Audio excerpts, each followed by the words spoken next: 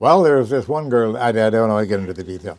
No, the interesting thing is that since I started this about the age of 12 to 14 and got to know more and more about how people are fooled and how they fool themselves, the two things that magicians must know, uh, I don't think I've ever been fooled by an illusion. Oh, sometimes when I first see it on stage, I'll say, "Whoa, how about that?" Oh, yeah. I think about it and I say, okay, yes, right, there you go. I will come up with the solution eventually. And as a matter of fact, when sitting at a Copperfield show, for example, and he always puts me in the fourth row or so, and I always could move a little bit further back because I don't want to be looking straight up his nose, you see. And what happens is I'll sit with a magician friend, and we'll nudge one another at a certain point, say, "Oh, wow, how about that?" And people around me will say, "How about what?" They didn't see anything happen, you see, but we saw the moment of truth. When he might have done something just like this, or like it looks innocuous, but that's when the thing happened, you see, and we recognize that that moment of truth is something that we spot and the people around don't. And then when the girl jumps out of the box, they're all surprised, and we knew it all along. Well, magic performances in many cases, and particularly some of the young folks that are coming along these days are, particularly in Asia. Oh my goodness, Asia has pretty well taken over the magic business as numbers of people, very, very competent people who are in the business, male and female. They really do a wonderful job.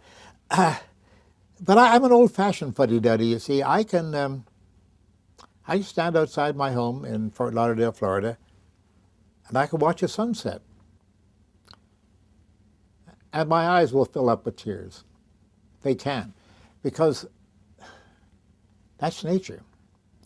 And I always see a raccoon cross the lawn and stop and look at me, and I say hello, and he doesn't know what I'm saying, but he goes on his way and he does his thing. And that's wonderful. These are little things that I still take great joy in. I like seeing the world and how it works. That's why one reason why these people who try to sell us a false bill of goods about how the world really works and how really wonderful it is, oh my, I can't stand that. I find myself repelled by that idea. And I want to drag kids out into the sunset and say, take a look at that. Or a sunrise, even better. At my age, you appreciate sunrises more than sunsets, you see. But I have a very good quality telescope, for example, at my home in Plantation, Florida. And I'll get out the tripod to show some guests, oh, if Jupiter's up there or whatever, or the moon or Andromeda, if it happens to be in a good aspect, I'll show them that.